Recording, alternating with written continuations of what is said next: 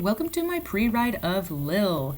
We are on the start-finish straight right now, and if you're curious, yes, that is snow, my friends. And it was not there for a race on this start-finish straight because they did shovel it. And that was a lot of shoveling because it is a long start straight. I started this a little bit after the start grid. And the length of the start is not inconsequential. Somebody like me who is not so great at starting can get shuffled to the back, and then we jump in here, and these turns are crucial, especially on a course where you can't really pass that well. Sweeping left-hand turn into these right-hand turns. All of this stuff, not too slippery yet, but when you're coming at it with first lap speed, I was a little bit nervous. And here I'm actually testing a lot of different lines. The burned in line that you see was a little bit slippery, so I was testing taking lines more in the snow, more in the line, and such as that. So trying to stay wide to carry speed. Actually, most of the turns here, fun story about this rut to come. Just remember when I say the rut on the right-hand turn, that is the rut, okay, guys? But anyways, this line right here that I'm in right now is the line because outside of this line, the snow is kind of deep and it takes away a lot of your power and you kind of go slow.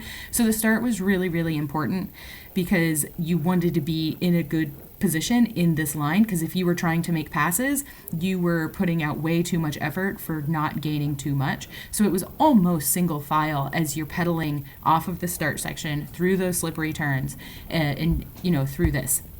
And this is, again, my first full lap. Like, this is my first pass through here. And this is where the sand starts. So this is normally a sandy section. And trying to hop around Laura here, and I'm still riding. And the name of the game here, this ended up being a trials course, because in pre-ride, I noticed anytime that I dismounted and had to run, my cleats would pick up sand and snow, and it would compact them into my pedals, and then my pedals would freeze with basically cement, because it was just wet sand and snow and ice in my pedals. So the name of the game was, I don't care if it's faster to run, because it's gonna be slower to not be clipped in for anything else. So all of that with sand, with snow on top, and all of these lines, by the way, are terrible. It's like they were burned in by drunk monkeys. Who were the first people on this course, and why were they allowed? We actually deal with this a lot in the States when slower fields go on course and burn in lines, and when you go faster, they are not good lines. And I think that sort of happened dealing with the snow here. It was slippery, and it's kind of hard to go fast in the snow, so the lines you take end up being pretty not great.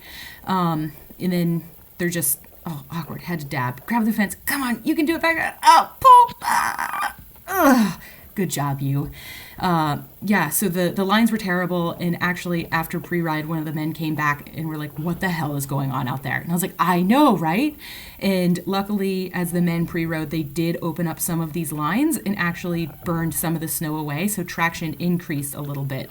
And for this turn, I had to dismount and run, and I'm pretty sure that is a run for the race, and then you hop up here on the flat, you remount, and you're able to pedal. Anyways, so that rut. All of this section that I was just riding, that rut in the race got really deep, and I have a long cage rear derailleur, and I smacked my rear derailleur pulleys on that rut and sent my Di2 into crash mode. So I had to run that entire section, because in crash mode, you get sent into your little ring, or your little cog, so the 11. So this is wet sand that I'm going through right now. It's real sloggy. It's annoying. We saw slog yesterday. Nobody cares about that. But what you want to know is that sloggy stuff I had to go through with a 40-11 gearing, because in crash mode, it means you can't shift. Your Shimano derailleur will go into the outermost cog and prevent shifting to prevent any potential injury to itself when it senses high impact forces. So jamming it into a really deep rut is one of those forces. So all of this section, pretty heavy turns, a little heavy section here. You see the lake to the left. So this is wet sand with snow on top, and we're coming to pit 1. So I visited pit 1, you would think once, but no, I hit that damn rut twice. I had to go twice. It's so embarrassing. I only thought that's what happened the first time. I guaranteed to know that that's what was happening by the time I did it the second time. So this was a real heavy part of the course. Again, this is wet sand with snow on top. And I don't know, it's one of those games you play. Do you want to go to the wetter sand or the drier sand? In this turn, inevitably slow. This turn also inevitably slow. Taking it real wide out to the ocean here because it seemed, not ocean, that's a lake. Okay, know your bodies of water, me. It seemed like the wetter sand was a little bit easier to ride through, and more choked up turns here. I did clear it this time. Yeah. So I learned on this course that patience is key, and especially as I was playing the trials game, just to be able to clip in, that sometimes slow was your friend, even if it looks really awkward. But there were people that were running that I was going faster than riding, despite riding very slow, and then they were unable to clip in, and I was able to pedal away from them in these sections. So here's downhill, left turn, and do a right turn, and then you have to pedal up and out, and then we're going to go along here.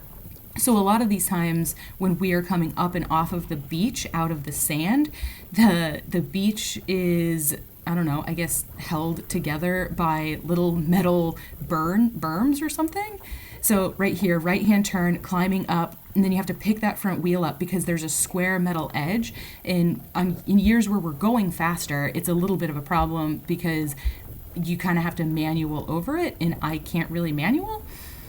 So you risk, potentially pinch flatting if you just kind of run into it or plop your tire down. So this is more heavy sand, and the line was as close as possible to this frickin' fence. Why would you just go as close as possible to the fence? It makes no sense. Just go 3 inches further to the left, person who first put this line here. I don't understand. So there were also little frozen ledges within the line, so if you kind of dropped your tire to one side, you could potentially just get eaten by a frozen sand troll and thrown into one of those wooden posts that are not forgiving. So you can see underneath the snow here, we're transitioning into some grass and then dirt, right-hand turn uphill. I was proud of myself for being able to ride this every time because I had no speed through that corner and I just committed to traction. Pump up this little up-de-doo because, again, we are in Belgium, obligatory up-de-doos. Left-hand turn, only real mud puddle in the entire race. Right-hand turn, left-hand turn in the barriers. I'm jealous of all of the men and women who could bunny hop because you would run the barriers and then obviously get your cleats full of snow and mud. And then during this section, you'd like to be able to pedal and take this turn ripping fast, but I'm smacking my feet against my pedals trying to clear them out. So we're coming down this straightaway and going to make this right-hand turn. Any other year, this would be a pretty fast section of the course. And I guess relatively, this is still fast for this year, but it's still pretty slow. I don't know what our lap times were, but I am sure that they were impressive. Although it did speed up a lot for our race because, again, I think the men burned out a lot of this snow, and there was a lot more traction for our race. Left-hand turn, and this, I don't know if this was ice with a little bit of snow on top or frozen ground that was windblown, but it was not deep snow. A little false flat downhill through that rut section there, hoping you don't get thrown into a post, and we're back on some sand, but it's pretty easy to go through this because, again, it's sort of downhill and you have a lot of speed from that weird fast section up there. Right hand turn, you hop off that ledge, the metal ledge I was talking about, to go back into the sand. Left-hand turn and then pedal through. On any other year, that turn there gets really pushed out and you have to be confident in order to ride it. So obviously I never do. Left-hand turn through the sand, hop over the little metal ledge again, which I was occasionally hitting my tire or just like, I don't know, doing a nice grind on it, and it wasn't super great, but you know me, I do what I can. So nice snowy section through the woods here, and right-hand turn, and what do you know, we're going to be plunging down into some sand again. Boom, boom, boom. And this is the heavy section. Lake is to our right, real heavy here, and it was only getting wetter through the race. And we're going to turn right in this heavy stuff, and this is where you're sort of searching for the lines, like, yeah, maybe I want to make the turn tighter to cut out the amount of pedaling I'm doing, but it seemed like it was, I don't know, less sloggy on the left. The right ended up getting pretty wet, and it was a big puddle by the time we raced, so I always stayed to the right and rode in the puddle.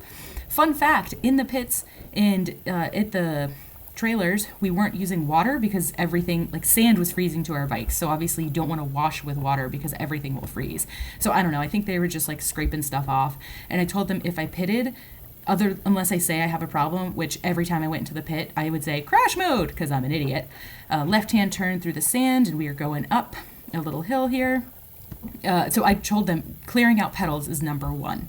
So this is the up, down, U-turn section. And in other years, it's like now it's so slick that I think there's a speed limit, and everyone was sort of being careful to be able to maintain traction to ride it and not have to run and fill their cleats. But in years past, other riders were so fast on that section that I couldn't ride it fast enough, and I would just crash at the bottom of the turn, and I'd be forced to run. Take your time, dude. Take your freaking time. I'm trying to do a ride here. So I'd be forced to run. I was pretty proud of myself for riding it this year, regardless of whether or not it was faster. Again, I was just doing a trials event, trying to not put my foot down. So this is another one of those drunk monkey lines. So we're going right, sort of off camber sand, and I only actually rode this once in the race, and I'm sort of skateboarding across here now, although apparently I just came to a standstill there. Who knows why? Plunge down and shoulder check this tree, because why would you want to put the line anywhere else other than right at the tree? And again, shoulder check this tree because there was no better place to take that turn. Like, there were so many other options. I, in the race, ended up being confident to not take the line and just take it wider and end up on sort of traction-y ice, question mark? I don't know. The surface, it changed a lot throughout the day, from just being fresh snow, it has a fair amount of traction, to a burned-in line, which did not have traction, into what the men turned it into, which was actually did have a lot of traction. It was like this mixed wet snow and loam. And I saw a big range of tires on the start line. Left-hand turn through this rut. I was on sort of like mids to muds. I saw muds, I saw mids, I saw file treads. I was sort of hoping I could run file treads, but I don't think I would have made the climbs with the files. I don't think I would have had enough traction, but who knows? Going back, I wish I could do a lap after the race and see how files went. I was really, really frustrated with my pre-ride. I felt like I just had no mojo. My mechanics didn't have the tires I needed in the pits. I was just throwing myself at all these turns, frustrated, thinking I wasn't going to be able to ride during the race. But during the race, I ended up being able to calm down and pull my shit together. So there, I turned left to head back to the car. But if we go right past that screen, we're back onto the start-finish straight. But thanks for joining. Okay, bye.